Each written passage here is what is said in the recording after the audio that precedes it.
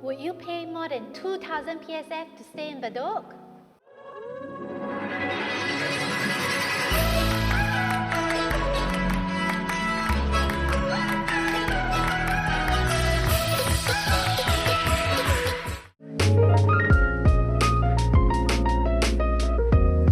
Welcome back to the next episode of everyone's favorite condo new launch review series. And today, we welcome back Elizabeth. And together, we'll be peeling away the hype of a particular launch to share with you guys our honest feedback. So we're looking at Sky Eden at Bedok, a condo that has been 10 years in the making. You ready? Let's go! For today's video, we'll be going straight into the 3 things we like and don't like about Sky Eden. We'll be shooting the second part of the review when more details are released and after we visit the show flat. Now, let's get started with the 3 things we like about Sky Eden. And point number 1, Bedok is a mature estate with a lot of exciting transformations coming in. So Bedok has everything you need. It has the mall, the MRT, the hawker centre, the wet market, polyclinic, supermarkets everywhere. And when you compare all the MRTs down from Bugis, with the exception of Paya Lebar being a little bit more commercial, Bedok is the biggest heartland town centre without us going too far east to Tampines and Pasir Ris. But the problem with mature estates is its lack of transformation. But we see that gradually changing in Bedok as the government is bringing in a lot more new BTOs into the area. We have some over in Chai Chi, we have in Fengshan, and also right smack beside the MRT.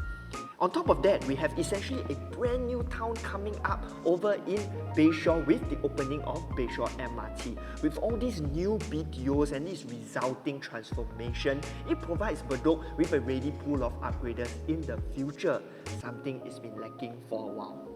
Point number 2 is proximity to affluent areas in the east. So we expect spillover demand from District 15, District 14, and it being sandwiched by Kembangan, Siglap, Tanah Merah, Upper East Coast, areas where there are lots of landed housing. By right, that affluence should provide Bedok with strong organic demand. But the curious thing is, why has the prices of Bedok underperformed areas like Tampines and Pasir Ris, which are much further away? Which is why we have come to the conclusion that Bedok is an area that is greatly underappreciated, both in terms of its profitability as well as a location for choice of stay. But we put that down primarily to the fact that Bedok just didn't have enough new condos to drive attention into that area, with the last new launch being a good 10 years ago. But with its strong fundamentals in terms of its locality, proximity to affluent households, amenities, and the transformations that we mentioned earlier, we expect this to change. Point number 3, the family-oriented unit distribution. So we have 60% of the units at Sky Eden comprising of the 3-bedroom and 4-bedroom units, and surprisingly, no 1-bedroom units. Comparing this with Bedok Residences that has only 36% of 3-bedders and 4-bedders, and 179 units of 1-bedroom units. So for Bedok Residences, the profile of the owners are very different. You have more investor owners compared to Sky Eden, where we expect more owner-occupiers. The profile of the people staying in the development, you also have more tenants in Bedok Residences. The vibe of the condominium is very different. So why does that have an impact on price performance? You can check out our investor-occupier versus owner-occupier break-even calculations video over here. And this is important because one of the complaints people have when they look at the data of Bedok Residences is that it underperforms the condos in Tampines and Pasir Ris. You can take a look at the comparisons over here. And we put that down to the proportion of investors versus owner-occupiers. And if you follow us, it's something that we actually pay a lot of attention to. And on that point, the ratio over at Sky Eden looks much better than Bedok Residences. And if you found this video useful, please remember to like, subscribe, and hit the bell notification button as it will help the channel a ton. So it will motivate us to put out great videos like that, as well as notify you on future videos. And now to thank you for helping us, we're going to share with you a video of a DJ cat. In 3, 2, 1, go!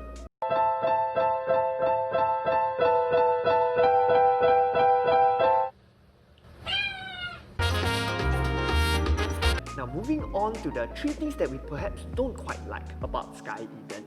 Point number 1, the disamenity that comes with the amenities. So being so close to the MRT station, you definitely expect some noise. Upper Changi Road is also a really busy road. It may not be for everyone. Being in Bedok Central may feel too busy, and most of the time, when you see integrated developments located in town centres, the developers try to start the residences a little bit higher, around maybe level 5 or level 6, you know, to give you a little bit more buffer. But with Sky Eden, your facilities and residences start at level 2. So you're going to have to deal with quite a bit of the noise and with your view being blocked, and you probably expect that for like level 5 and below.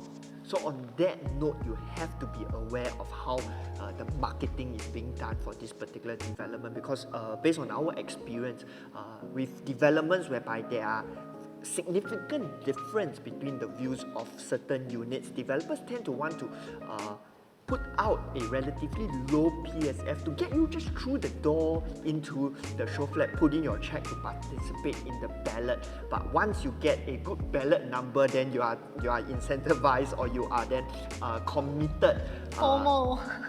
You are then subjected to all that FOMO, and then probably end up paying quite a fair bit higher price, because especially if you're looking for own stay, because then you start to rationalize that, you know what, I've got a good queue number, if I'm going to stay for long, I want to pay a bit higher. Get a better view, quieter facing. So we have had experience whereby people enter a development expecting to pay like 1,800 PSF, ending up paying a good 300-400 PSF more. So do pay attention to that and make sure you have your balloting plan well planned out beforehand, so as not to fall into that trap. Okay? Point number 2, Sky Eden is a small development with a low number of units, only 158 units. So if you follow us, this is one of our biggest pet peeves. You know, we prefer large developments, the bigger the better. But if you're looking at somewhere for own stay, perhaps the low number of units may appeal to you, giving you the sense of exclusivity. If you're looking for own stay and not overly concerned with price appreciation in the short term, then a small development would work fine. So moving on to point number 3, and building on to what Elizabeth said about capital appreciation in the short term, it's the third thing that we don't quite like, the new benchmark pricing. So Sky Eden touching 2,000 PSF and above is going to set the benchmark prices in Bedok, or as a matter of fact anywhere towards the east of Bedok. Now, benchmark pricing will require a slightly longer holding period. So if you are a buyer that is ideally looking, let's say, to flip, not looking at a good 8-10 years holding period, you would perhaps want to consider other alternatives in the market. In summary, we really like Sky Eden for these viewpoints. It being a mature town with transformation, it's going to be really exciting. Its proximity to affluent areas in the east, and the larger ratio of family-oriented units in Sky Eden. But with all those pros comes with some cons, and with this obvious convenience comes with the fact that you need to live with a little bit of these amenities. And if your primary focus is to make capital appreciation in a short period of time, you've got to be aware of its small development size as well as its new benchmark pricing. So you would probably want to explore some alternatives before committing to Sky Eden. And if you'd like to know what are some of our alternatives, feel free to drop us a text and we'll be happy to send you that list. Now, with Sky Eden having so very few units and seeing how Amo residences turn out, we expect balloting to be fast and furious.